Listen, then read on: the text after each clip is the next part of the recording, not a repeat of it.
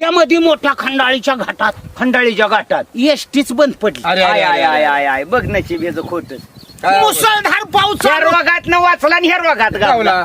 तसं म्हणायला काय हरकतच नाहीये. आर्थिक बोगद्यात गाडीच बंद पडली. गाडीच बंद पडली, ट्रॅफिक थांबली, लोक इकडली तिकडली गोळा झाली डिपार्टमेंटची. प्रयत्न करते ती, काय कोणाला प्रयत्न चालू झाला नाही. मग मुसळधार पाऊस चालू, रातचं कोण लागलंय काय करायला, काय करणार आता. प्रत्येक जण उतरतो एसटीच्या इंजनाला, काहीतरी इकडे तिकडे बघतोय काय झालंय काय बिघडलंय. रात इंदार गाडी चालू करून एसटीला काय विलाज होईना. मी लांबचा प्रवासी झोपलेलो, अचानक म्हणली नंदा पाटोळ्याला जाग करा. म्हणजे तुला इष्टीतली लोक बरं झालं, धक्का मारला तसा जागा झालो. मी गाडीत बघतो तर एसटीत एक माणूस दिसेना. म्हणलं रोगराईमुळे आता नियम निघाला, एसटीत माणसं कमीच बसवा, म्हणून मी आत बघ. बरोबर आहे, माणसं म्हणायला लागली सिलेंडर वापरा. अरे ते हातावर काय तर वाचायचं आहे की सॅनिटायझर बोंब. मी सिलेंडरच बोंब. सिलेंडर घ्या आणि तोंडाचा पोट करून घ्या. आणि मग मी खाली बघितले तर माणसं एसटीला प्रयत्न इलाज करत होते. कोणाचा काय इलाज चालना. म्हणले नंदा पाटोळे गाडी बंद पडली, अर्धा तास झालं. म्हणले आता मुसळधार पाऊस, मी काय करू. आयला पण मला माहित आहे तू काहीतरी विचार करणार, इलाज करणार. लगेच डोक्यात आलं माझ्या. छत्री घेतली एक जणाची, खाली दिवा लाईट दिसत होता, डोंगराच्या कपारीला बोगद्याच्या खाल्ल्या बाजू खाली गेला. आयला म्हणलं इथं कुठली तर वस्ती दिसती. त्या वस्तीवर गेलो तर एक म्हातारी दिसली. बरं झालं. अरे म्हणले बाबा कुठं आला रे तुला. मला म्हणले. लगेच मी म्हणलं बरं झालं, म्हणलं माझी आजी सारखी आहे. बसलो कोंबड्याच्या खुरड्यापाशी. चू चू चू चू पिली करायची. त्याच्यातली 2 कोंबड्याची पिलं खिशात घातली कोटाच्या. तिला ओळखूच येऊ दिलं ना.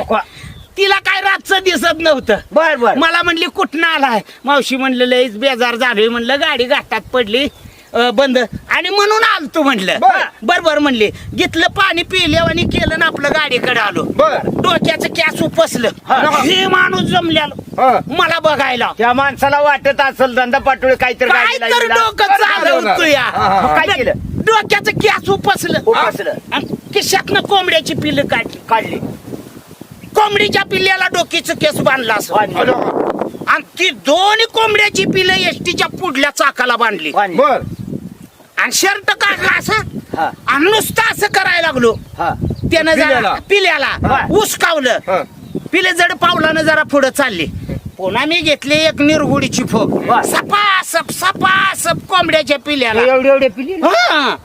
डोकं गाडी. मग 2च कोंबडीची पिली पुढच्या 2 चाकाला बांधलेली. निरगुडीच्या फोकानं हाणल तसं कोंबड्याची पिली पुढे लागली गाडी पळवायला. जशी एसटी पळवत निघली तशी गाडीच्या त्या प्रत्येक गाड्यांच्या बोगद्यामध्ये रहदारी दाटण झाली. कोंबड्याच्या पिल्ल्याला इकडे तिकडे होता येणार. कोंबड्याच्या पिल्ल्याने उड्डाण जी मारलं तसं वर्ण बोगद्याच्या गाडी नेऊन दादरला फेकून दिली. गडबडीत उतरलो आणि बाजूला प्लॅटफॉर्माच्या इथं तर तुझी माझी भेट झाली. अशी कोंबड्याच्या पिल्ल्यानं फरा गाडी ओढत आणली मुंबईच्या बोगद्यात. फरा कोंबड्याच्या पिल्याने गाडी ओढत आणली दादरला. गाढवाच्या लेका कोंबड्यानं कधी इष्टी वाढलेली पाहिली का रे. त्याला धरून वाघ कुठं झाडावर आला खायला का सांगायला का काय तर बनवा म्हणून काय बनवायचं त्याला बनव की. मित्राला भेटल्यावर माणसाचा काहीतरी विनोद झाला. विनोद म्हणजे कशासाठी, का हसण्यासाठी. म्हणजे एक माणसाच्या जीवनाच्या शरीराला व्यायाम झालेला विषय झाला. पुढचा मार्ग काहीतरी. आणि म्हणूनच मित्रांनो, हा विनोद 1 गाव आणि 12 भानगडी